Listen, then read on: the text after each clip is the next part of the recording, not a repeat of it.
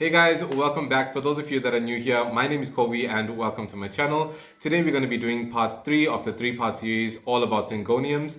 We're going to be discussing the updates on the propagations that I took from part 2. So if you guys haven't checked out part 1 and part 2 as yet, I will leave a link in the description below and you guys can check that out as well. But let's get started for today's video. Okay guys, so I have a whole bunch of cuttings that I've taken from my 3-king syngonium as well as the neon and the Syngonium raii as well as the alba maculata. And the reason why I'm doing this update on the propagations is because I used different types of media to propagate these syngonium cuttings. And I just wanted to go through each one of these potting medias with you that I use for propagation and discuss the pros and the cons from my experiences. And I'm also gonna be showing you a lot of brown leaves or dried up leaves because I'm keeping it real with you guys. I'm gonna show you the good, the bad, and the ugly. So the different potting medias that I used, or the different media that I used to propagate these syngoniums, is perlite, water, soil, coconut husk that I cut up into small pieces, as well as green moss. Now I did not use sphagnum moss because I kind of ran out with the sphagnum moss because I use that mainly to propagate my melanochrysums. And yeah, so I'm going to take you through all of these different potting medias and show you the propagations and how good they actually took off.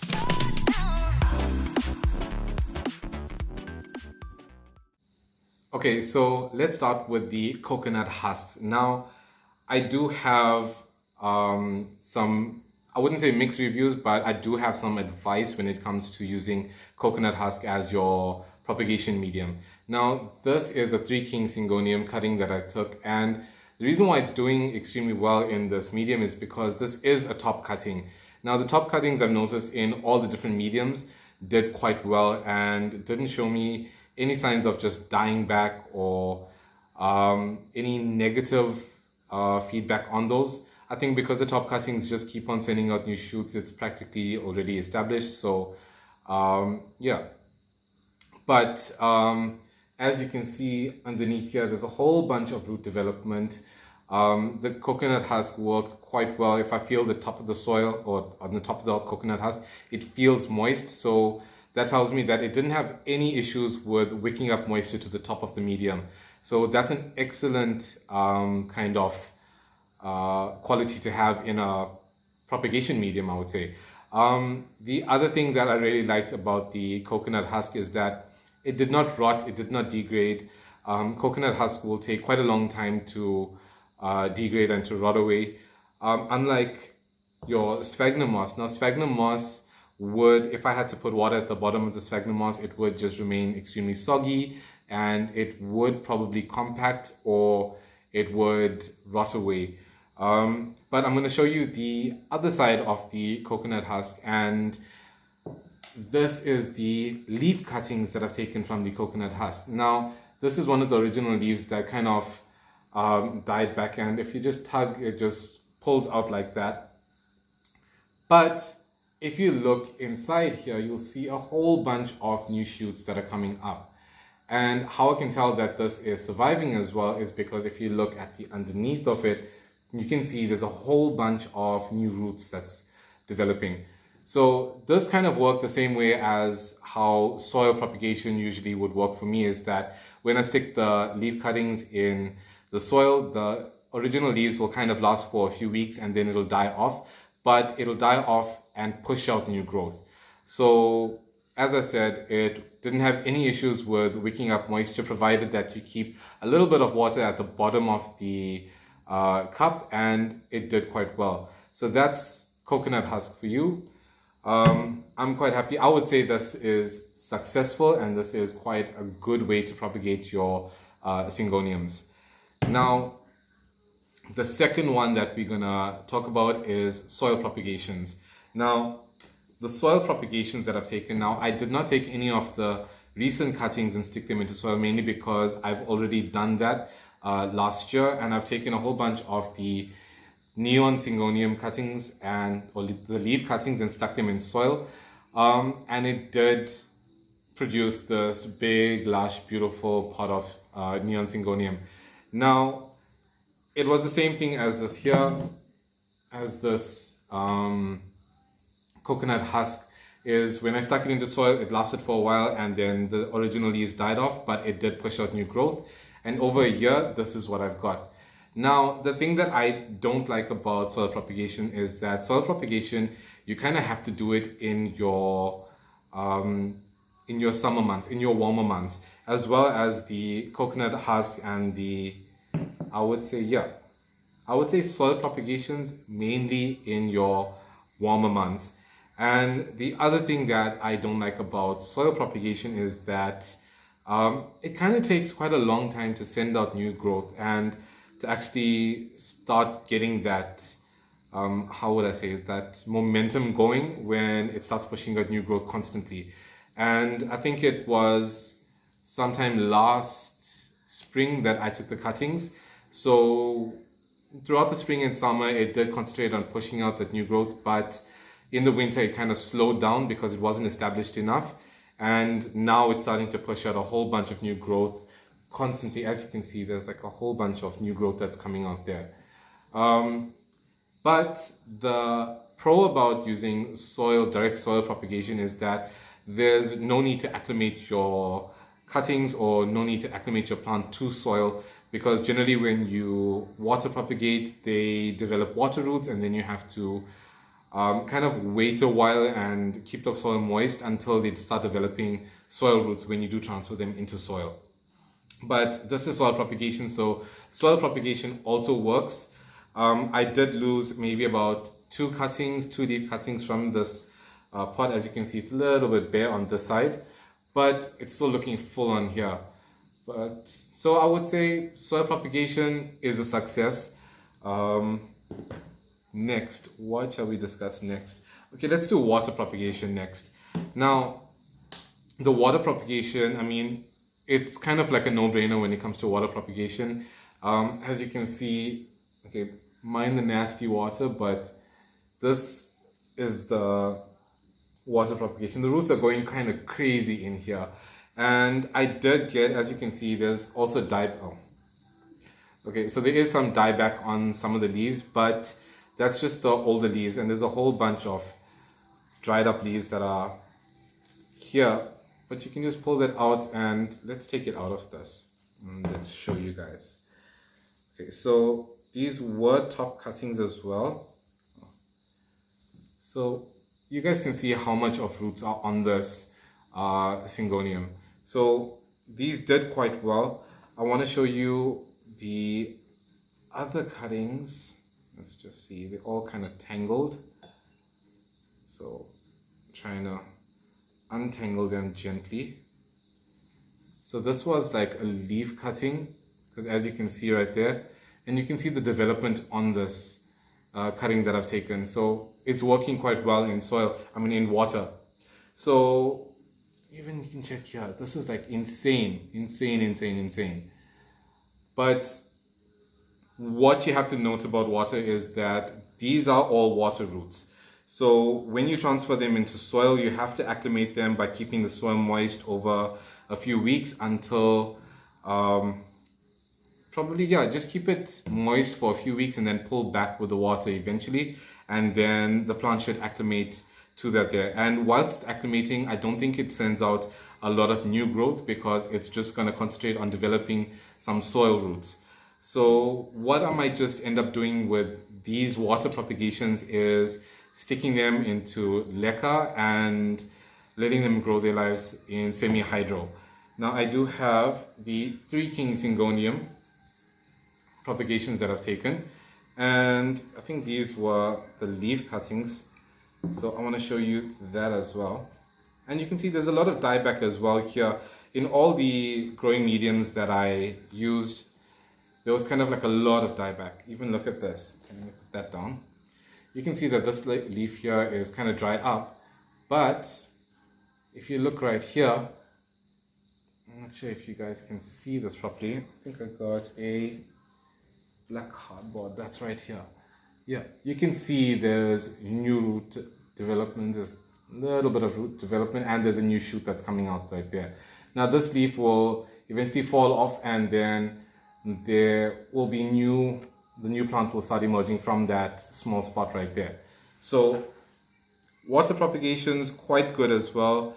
As you can see, this leaf is still quite nice and it's from a leaf, but there's not much root development here. I'm not sure what's happening with those two, but some of the others that I've taken, it's quite tangled, but you can see here, dieback, and there's new growth that's coming out in the center right there.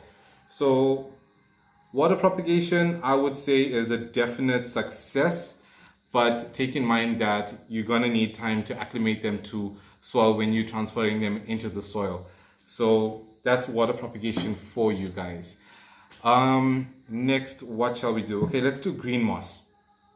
Now, green moss, I wouldn't really recommend the green moss method. Now, this is a top cutting as well. With the coconut husk and the green moss, I just wanted to do top cuttings as well because I didn't want to lose the cuttings that I've taken.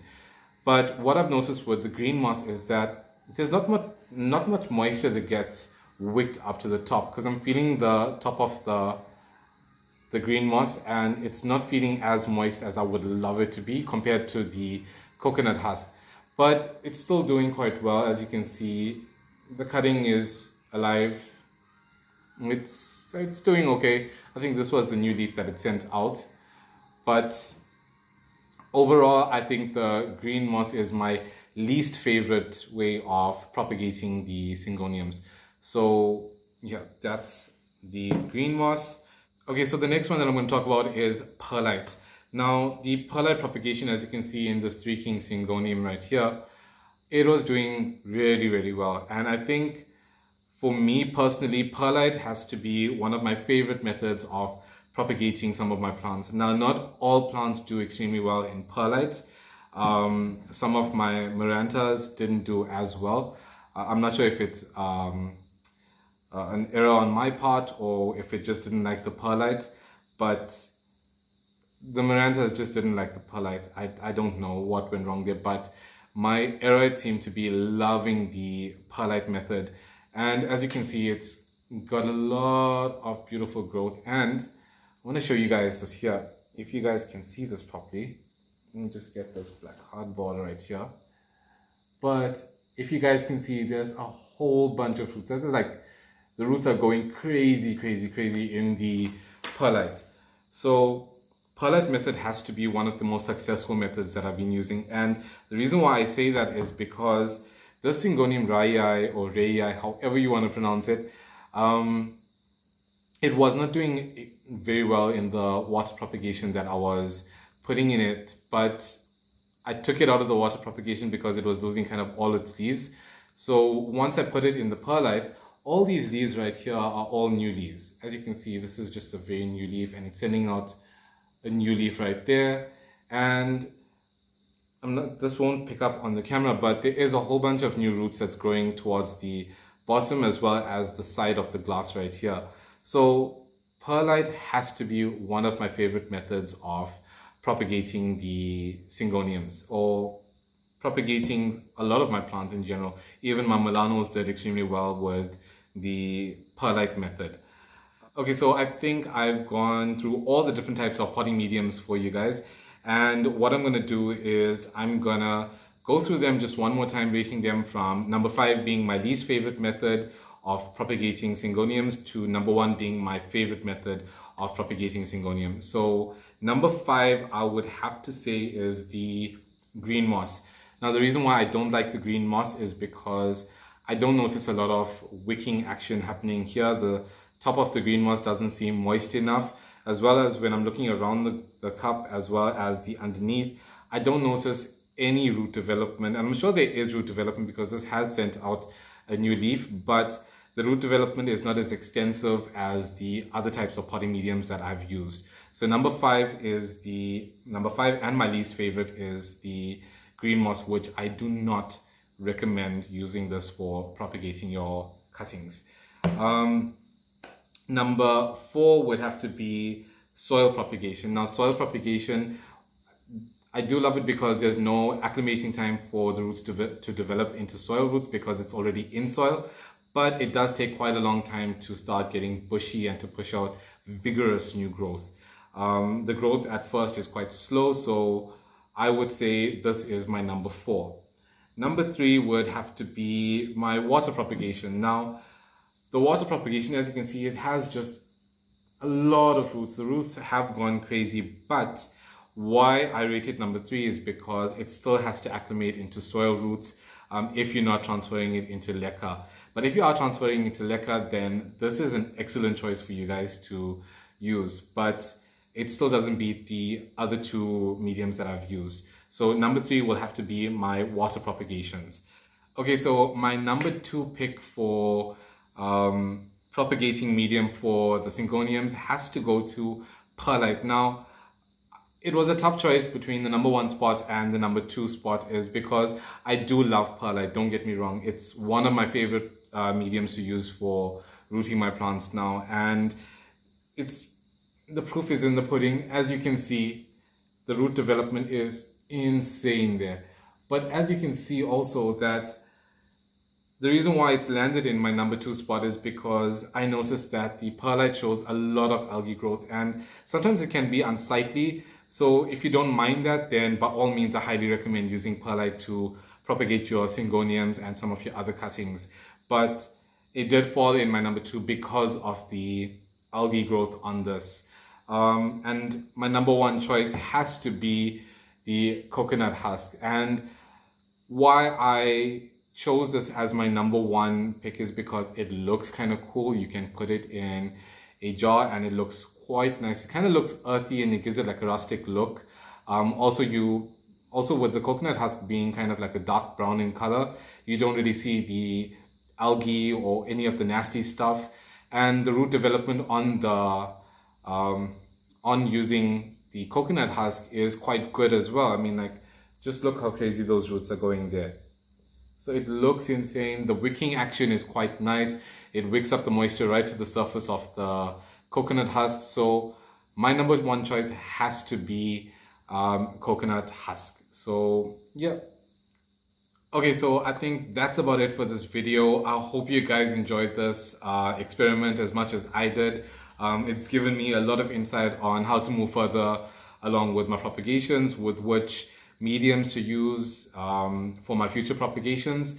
So yeah, I hope you guys enjoyed. I will see you in the next video. I'm hoping that it'll be a weekly thing. I know I did take quite a long break from YouTube.